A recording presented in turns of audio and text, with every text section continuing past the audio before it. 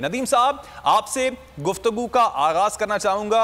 जो कुछ हो रहा है इस वक्त पाकिस्तानी पॉलिटिक्स में, पाकिस्तान तहरीक इंसाफ इससे परेशान है? बिस्मिल्लाहिर्रहमानिर्रहीम।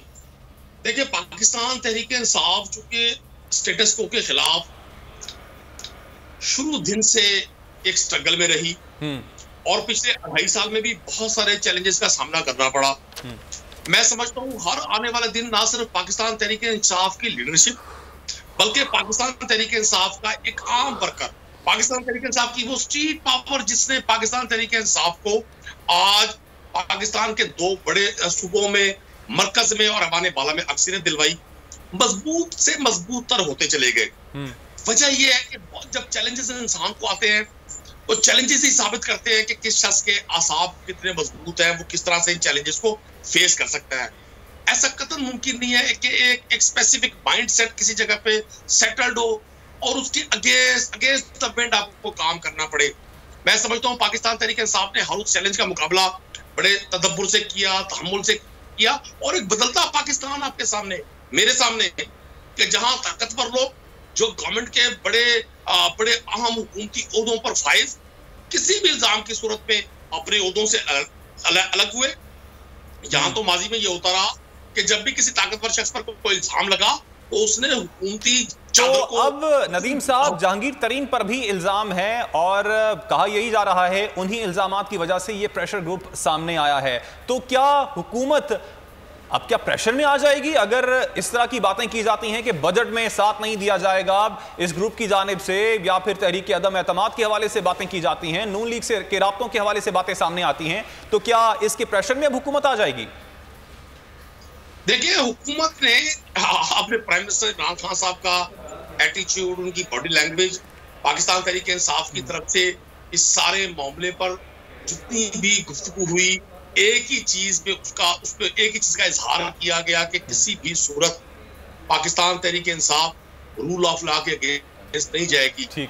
जिस कॉज के लिए 22 साल 25 साल स्ट्रगल की गई, कैसे मुमकिन है कि उस पर समझौता कर लिया जाए, उन उसूलों से हट जाया जाए, उन उसूलों से इनहराफ किया जाए और ये साबित किया जाए कि जी हम भी उन्हीं लोगों की तरह हैं जो अपने तहफ्फुज़ से ताकतवर लोगों को, उनके जराइम को, हालांकि मैं समझता हूँ तरीन साहब का मैटर बिल्कुल डिफरेंट है, ये भी अंडर इन्वेस्टिगेशन है, सारी चीजें बाद में साबित होनी है, लेकिन वक्त से पहले हम प्री मैच्योर कोई बात नहीं कर सकते। लेकिन गवर्नमेंट ने ना सिर्फ इदारों से डिस्टेंस किया, इदारों में जो पॉलिटिकल इन्फ्लुएंस बाजी में रहा जिसकी वजह से बहुत सारे फैसले ताकतवर लोगों के खिलाफ नहीं आते थे और लोग कहते थे जी फलां शख्स इतनी देर गिरफ्तार रहा, फलां शख्स के खिलाफ इतनी कार्रवाई हुई, क्या फैसला आया? यही वजूहात हुआ करती थी कि हुकूमतें इदारों की, इंस्टीट्यूट्स की अमलदारी में दखल अंदाजी करके डिसीजन होने ही नहीं देती थी मेरिट पे। तो मैं समझता हूँ पाकिस्तान में एक नया ठीक, मतलब आप समझते हैं कि अब मेरिट पे जरूर डिसीजन आएगा, जो भी हुआ चाहे वो जहांगीर तरीन के खिलाफ हो, लेकिन डिसीजन जो होगा वो मेरिट पे जरूर आएगा। हमारे साथ ही मौजूद रहिएगा। लगारी साहब, हमारे सामने एक ग्रुप आता है और जहांगीर तरीन साहब होते हैं, 32 MPs होते हैं, 8 MNAs होते हैं, ये तो सामने है, इनके पीछे भी क्या कोई कुव्वत है?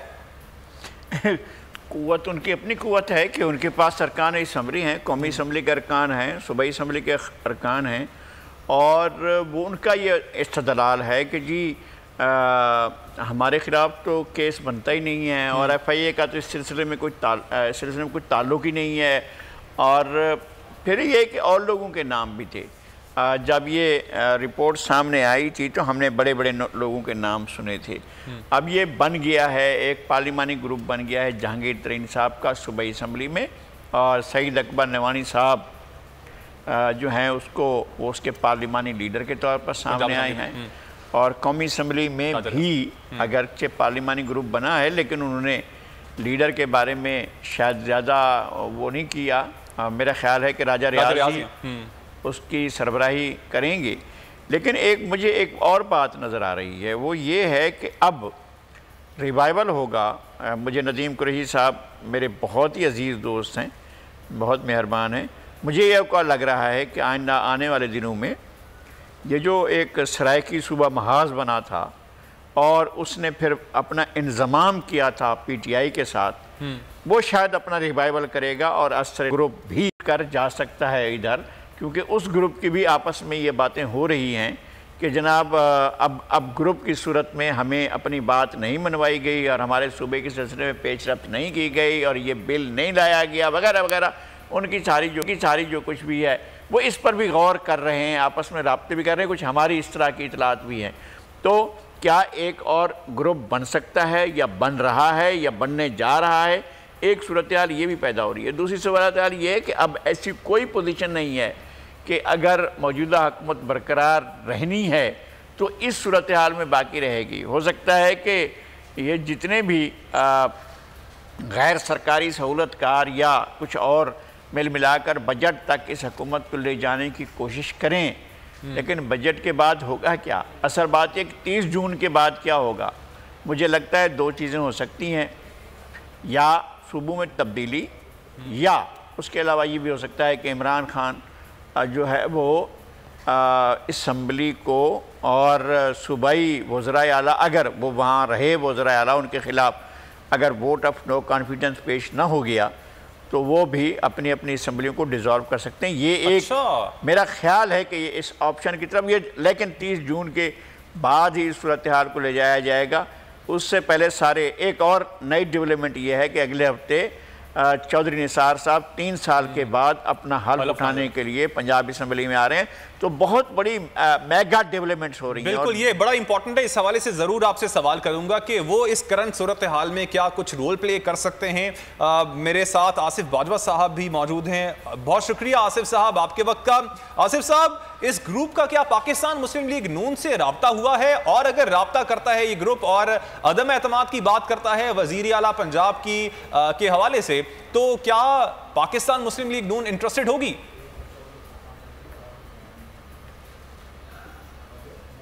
रहमान साहब कि आपने मुझे इनवाइट किया और वक्त दिया।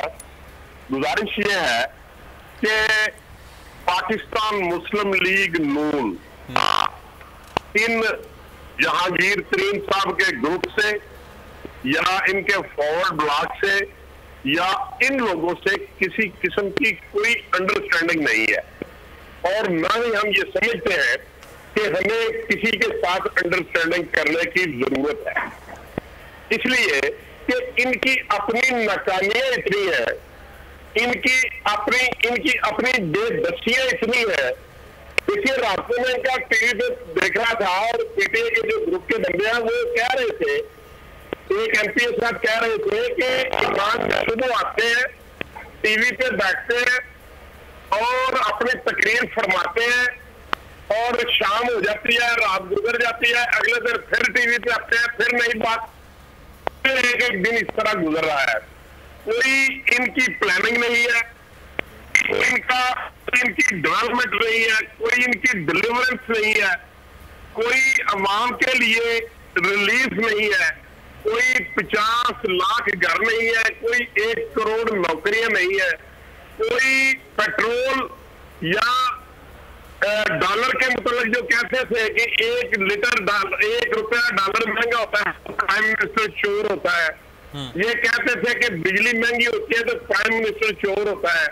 इनकी अपनी नाकामियां इतनी है कि इनके अपने जो इन्होंने मांगे लोग जहांगीर तरीन के घर लाए थे और नोटों की बोरियां पेश करके लोगों को लाए थे, वो सब आज इनको छोड़ने जा रहे हैं। और बदकिस्मती ये है कि आज पाकिस्तान के अवाम के लिए, गरीब और मजदूर और बेरोजगार के लिए पीटीआई का कोई लाया अमल नहीं है, पीटीआई का कोई प्लान नहीं है।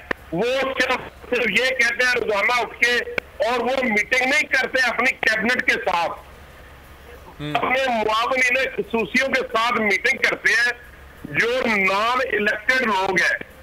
ये खुद भी, लेकिन बहरहाल जो नॉन इलेक्टेड मुआवनीन खसूसियां उनको अप्रिशिएट करते हैं कि आज आपने, या जो कल गुजरा आपने टीवी पे बैठ के बहुत गालियां दी, बहुत। तो सर फिर यहाँ पे सवाल तो यही उठता है ना कि आप कहते हैं कि गवर्नमेंट इनकॉम्पिटेंट है, पंजाब का बुरा हाल है, और जब तहरीक अदम एतमाद की बात की जाती है तो आप कहते हैं कि ऐसी हमारी कोई कोशिश ना होगी, ना हम ऐसा इरादा रखते हैं। तो ये तो फिर आपकी बातों में खुला तजाद है।